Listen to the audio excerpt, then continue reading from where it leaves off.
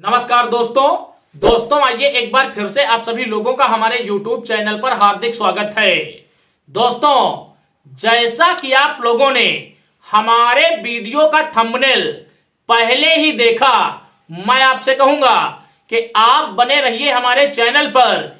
इस वीडियो में मैं थंबनेल के अनुसार ही चर्चा करूंगा। दोस्तों, इस समय दिल्ली के अंदर विधानसभा के चुनाव चल रहे हैं। इस चुनाव को लेकर इस देश का सेकुलर मीडिया पूरी तरीके से भ्रमित है।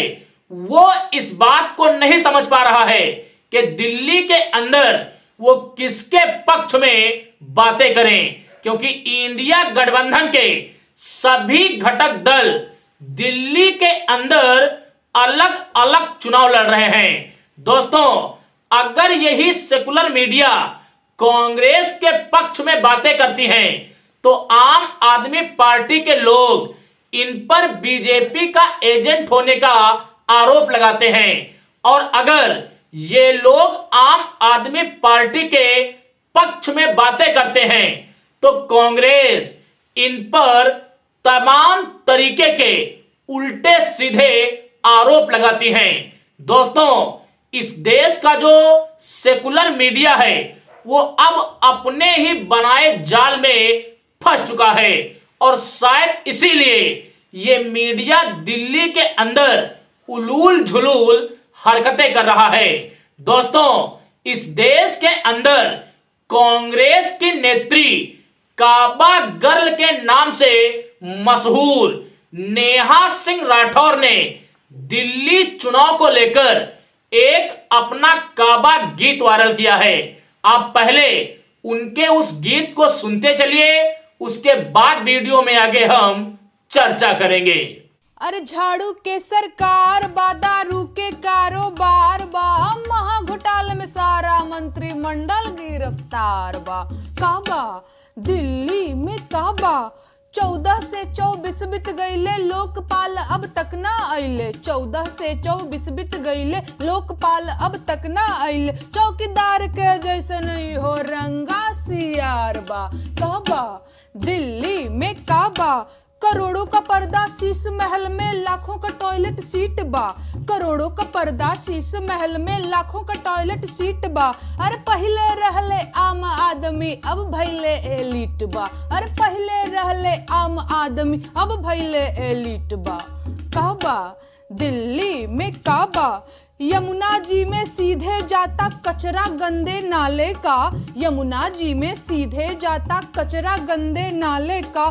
छठ मनाना दुभर हो गया, दोष है मफलर वाले का। छठ मनाना दुभर हो गया, दोष है झाड़ू वाले का।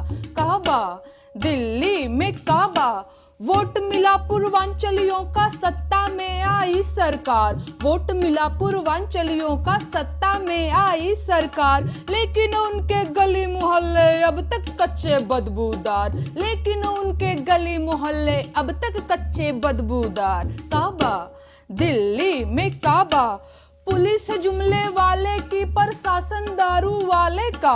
पुलिस जुमले वाले की प्रशासन दारू वाले का। रेप कैपिटल बनी है दिल्ली, दिल्ली को तुम संभाले क्या। काबा दिल्ली में काबा। तो दोस्तों, आप लोगों ने नेहा सिंह राठौर का यह गीत सुना। इस गीत में ये अरविंद केजरीवाल की सरकार की धज्जियां उड़ा रही हैं। अभी पिछले चुनाव में ये अपने गीतों के माध्यम से कुछ इसी अंदाज में बीजेपी के ऊपर हमलावर रहती थी। दोस्तों, अगर आपने उनके इस गीत को अच्छी तरीके से सुना तो इसमें उन्होंने कहा कि चौकीदार की तरीके से ये भी रंगा सियार बा। दोस्तों, अगर अरविंद केजरीवाल प्रधानमंत्री नरेंद्र मोदी की तरीके से ही रंगे सियार हैं तो अभी लोकसभा चुनाव के दौरान ये लोग अरविंद केजरीवाल का पक्ष क्यों ले रहे थे। दोस्तों, इन्हीं सब चीजों से इनके असली मंसूबे को आप समझिए। मैं फिर कह रहा हूं, ये मीडिया दलाल मीडिया है और दलाल मीडिया का अंजाम इस देश के अंदर ऐसा ही रहता है। आज ये लोग ना तो घर के रहे हैं और ना ही घाट के। अगर सीधे सीधे शब्दों में कहें तो ये लोग देश के अंदर धोबी का कुत्ता बन गए हैं। दोस्तों, ऐसा ही कुछ हाल इस देश के अंदर अजीत अंजुम का है।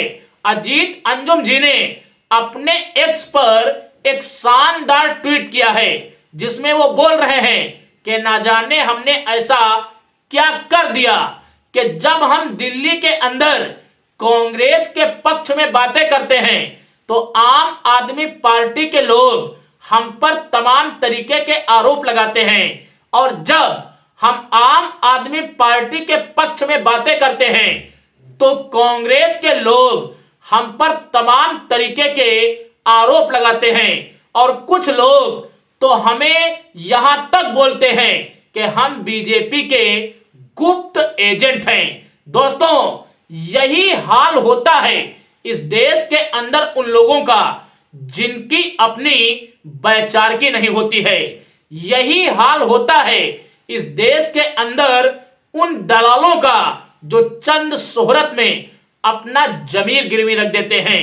दोस्तों, ये तो बात इस देश के सवर्ण दलालों की रही। अब इस देश के कुछ बहुजन दलालों की भी हम बात कर लेते हैं। दोस्तों, आप हमारी स्क्रीन पर एक छोटा सा वीडियो क्लिप देखिए, उसके बाद आगे हम चर्चा करेंगे। बहुजन समाज पार्टी ऐसी है बेचारी जो दिल्ली में कोई घोषणा नहीं कर रही है। वो ना ये कह रही है कि हम मुख्यमंत्री किसको बनाएंगे, ना ये कह रही है हम 2100 देंगे, 2500 देंगे, ना वो ये कह रही है फ्री बिजली पानी देंगे। वो कोई नहीं कह रही है। वो कह रहे हैं बस हम तो चुनाव लड़ रहे हैं, कोई वोट दो तो दे दो, नहीं दो तो कोई दिक्कत नहीं है। बहुजन समाज का सबसे बड़ा दुश्मन है भारतीय जनता पार्टी, और जो भारतीय जनता पार्टी को हराता हो उसको वोट दो, वो चाहे कोई भी हो। अगर बसपा भी हराती है तो बसपा को दे दो। केजरीवाल खुद बनिया जाति से आते हैं, और मैं दावे के साथ कह सकता हूँ कि केजरीवाल साहब को बनिया वोट नहीं कर रहा है, ठाकुर वोट नहीं कर रहा, दिल्ली का बनिया वोट नहीं कर रहा है। क्यों? वो बीजेपी के साथ, वो तो विचारकी के साथ है ना। देखिए, इस देश का सवर्ण जो है वो सवर्ण मानसिकता का जो व्यक्ति है, वो सवर्ण मानसिकता की पार्टी जो भारतीय जनता पार्टी है, उस विचारकी के साथ है। तो दोस्तों, आप लोगों ने ये छोटा सा वीडियो क्लिप देखा। इस वीडियो क्लिप में जो शख्स भौंक रहा है वो राहुल नागपाल है।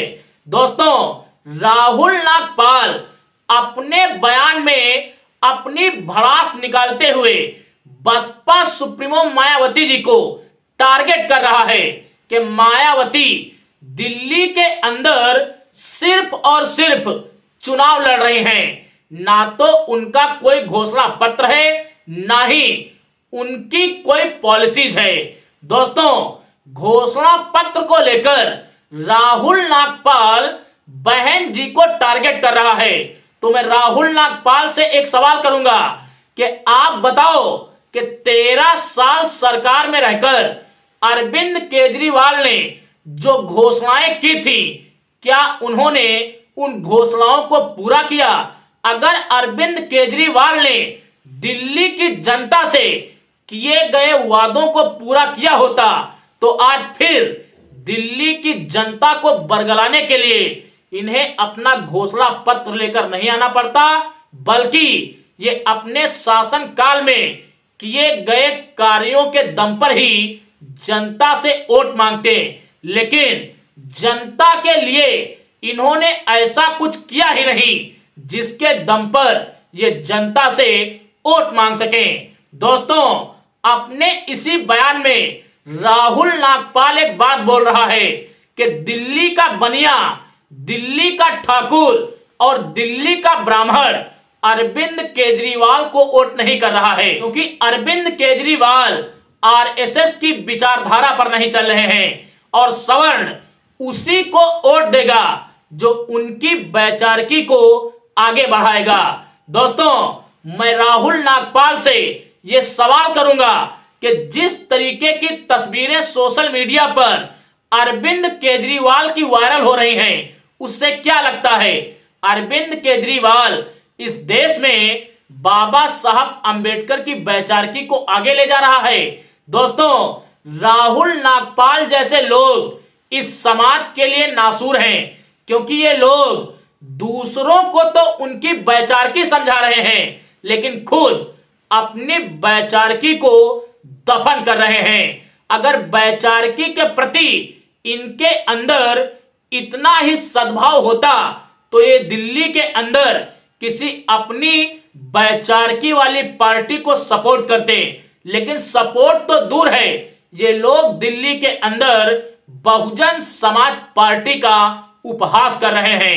आज इस देश का सेकुलर मीडिया अपने ही बनाए जाल में फंस चुका है और उसकी समझ में नहीं आ रहा है कि वो दिल्ली के अंदर किसके पक्ष में माहौल खड़ा करे।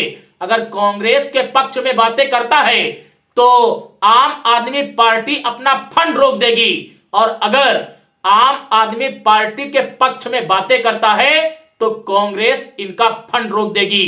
दोस्तों, मैं तो इन लोगों को मुफ्त में एक सलाह दूंगा कि अब आपके पास एक ही रास्ता है कि आप एक वैचारिकी पे आइए। आप इस देश के अंदर एक सिद्धांतवादी नेता को चुनिए जो कभी भी इस देश के अंदर आपके मान सम्मान और स्वाभिमान को चोट नहीं पहुंचाएगी। ना तो बहन जी ने कभी राजनीति के लिए अपने सिद्धांतों के साथ समझौता किया है और ना ही उन्होंने अपने समाज के गौरव को कभी कम होने दिया है। बाकी इस देश के अंदर सेकुलर मीडिया की जो आज मनोदशा है उसको लेकर आपकी क्या वैचारिकी है, कमेंट्स में आप जरूर बताना। हम मिलेंगे एक अगले वीडियो में एक अगले मुद्दे के साथ। तब तक के लिए आप सभी को मेरा सादर जय भीम, जय भारत, जय संविधान।